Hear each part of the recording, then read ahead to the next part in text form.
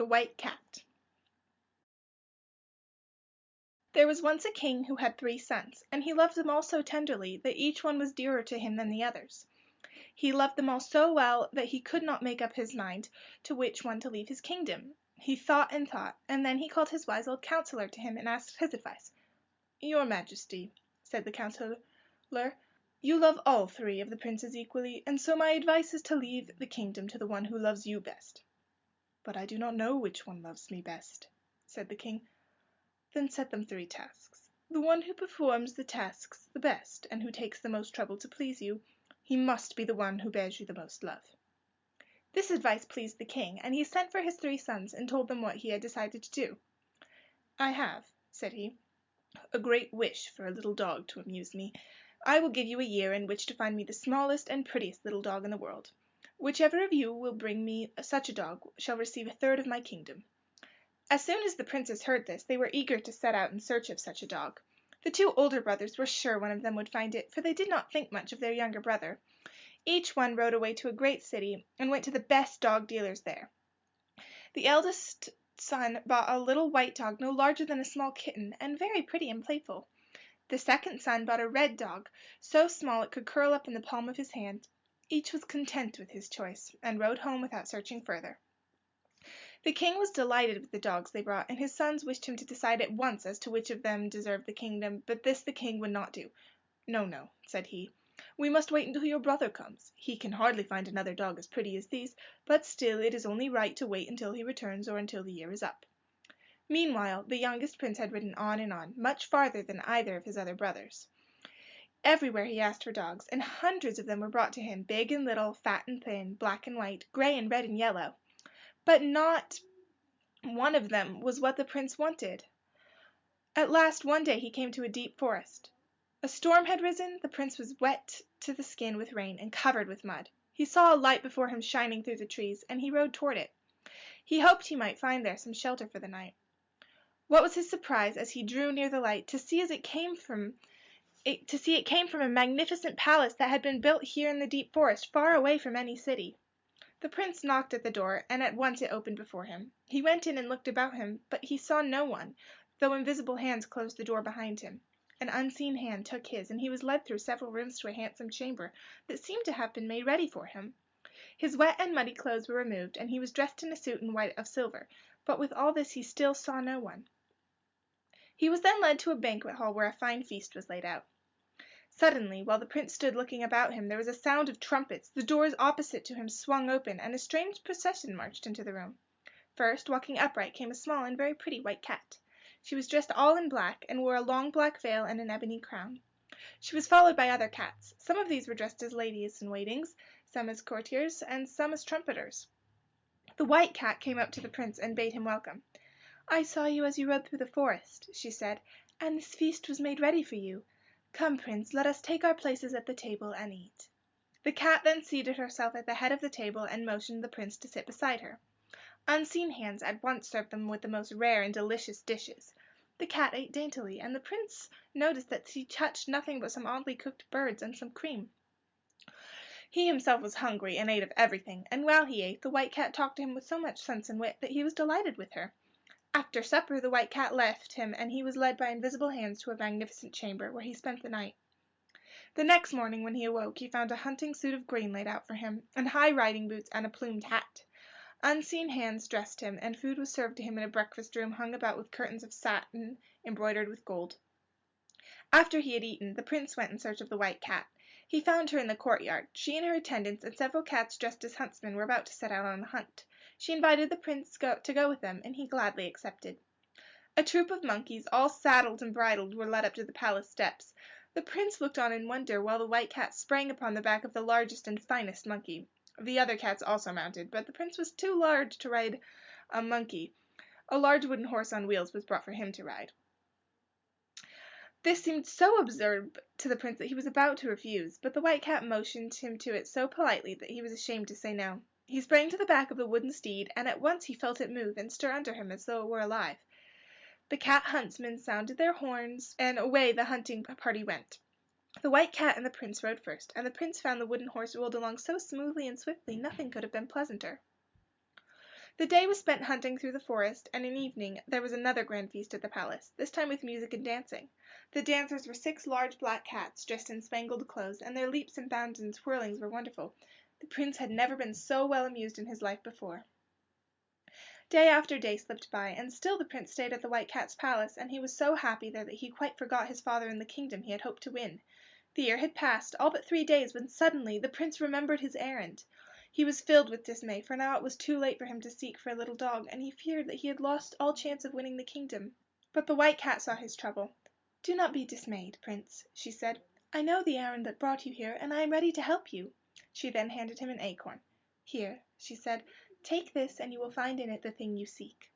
The Prince thought the cat was mocking him, but she bade him put the acorn to his ear and listen. When he did this, he could hear from within the acorn a sound of barking as thin and small as the squeaking of a mouse. "Do not open it until you reach home," said the White Cat. "Then, when your father sees what is inside of it, he will know that you are the one who deserves the kingdom." The Prince thanked the cat and mounted his own horse, which had been brought from the stables, and rode on home. Just before he reached his father's palace he brought an ugly dog from a beggar, and took it with him. When he entered the palace he went at once to the room where his father sat upon the throne with his 2 elder sons by him. When the 2 princes saw their younger brother enter the court with an ugly dog at his heels, they laughed aloud with scorn. They felt very sure now that the kingdom would belong to them. The king was very much offended. He spoke to the Prince harshly. "Why do you bring such an ugly cur to my court?" he asked. "Have you no more respect for my wishes than to present me with such a dog as that?" The Prince, however, answered gently, "Dear father, have patience for a moment, and I may offer you something that will please you better." He then drew out the acorn and opened it. Inside was a tiny satin cushion, and upon this cushion lay a dog so small and so exquisite that the king was filled with wonder. He could scarcely believe his eyes.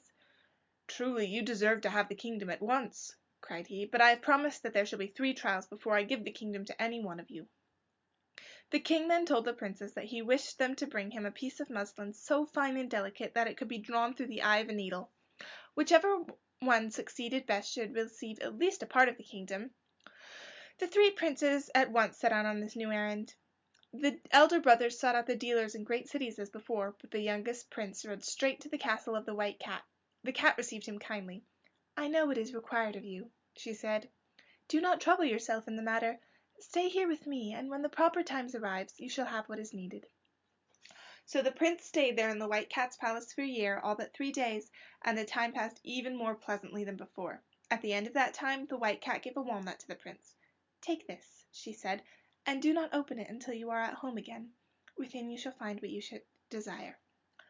The Prince took the walnut and rode away. When he reached the court his brothers were already there. Each had brought with him a piece of muslin so fine that it would pass through the eye of a darning needle, but they could not draw it through the eye of a cambric needle. Then the 3rd Prince took out the walnut and cracked it. Within he expected to see a piece of muslin, but instead he only found a hazelnut. He cracked the hazelnut, and inside of it was a cherry stone. He cracked the cherry stone, and inside of it was a grain of wheat. The Prince began to fear the White Cat had deceived him, and that he must lose the kingdom. As for his brothers, they laughed aloud and mocked him. "What trick is this that you are playing on us?" they asked. "If you have the muslin, show it to us, and if not, then confess to our father that you have failed." Without answering, the Prince cracked the grain of wheat, and inside it was a millet seed. His heart sank. However, he cracked the millet seed, and there was the piece of muslin the cat had promised to him. He shook it out, and there were ells and ells of it, and all as fine as gossamer. Never had such a piece of cloth been seen before. The king looked and wondered and admired. The muslin was so fine it could be drawn not only through the eye of a darning needle, but through the eye of a cambric needle as well. "This is a wonderful piece of cloth," said the king to the young prince. "You have indeed deserved the kingdom, but there is one more task to be performed before I can give it to anyone. I wish you to bring me the most beautiful princess in the world. Whichever of you can do this shall receive at least half of the kingdom." When the elder brothers heard this they were in haste to set out. The younger brother had already brought to their father the smallest and prettiest dog in the world, the finest piece of muslin, but with good luck one of them might still bring to him the most beautiful princess. They journeyed away to far kingdoms where there were princesses who were famed for their beauty, but the youngest prince rode no place at all but to the palace of the White Cat. The cat welcomed him even more kindly than before. "I know what you have come to seek," said she. "The matter is not so easy as the others were, but do not be downhearted. I will help you when the proper time comes." Again the days passed pleasantly in the White Cat's castle, and the Prince was well content to stay there. He was so happy that a whole year, all but a day, slipped by before he thought about it. Then one morning he awoke and remembered that the next day he must be back at the king's palace with the most beautiful princess in the world if he were to win the kingdom. "Alas, alas!" he cried, "the kingdom is certainly lost to me. I have no time left to seek for a princess, and moreover it is a 3 days' journey back to the palace. Before I reach there the kingdom will certainly have been divided between my brothers." "Have I not promised to help you?" asked the cat. "Why do you trouble yourself? If you do exactly as I tell you the kingdom will be yours, and not that kingdom only, but others beside." The cat then told the prince to draw his sword and cut off her head, but the prince refused to do such an act. He was filled with horror at the bare thought of it. The white cat began to weep bitterly. "What have I not done for you?" she cried, "and you will not even do this one thing for me." She wept and lamented so bitterly that at last the prince could refuse no longer.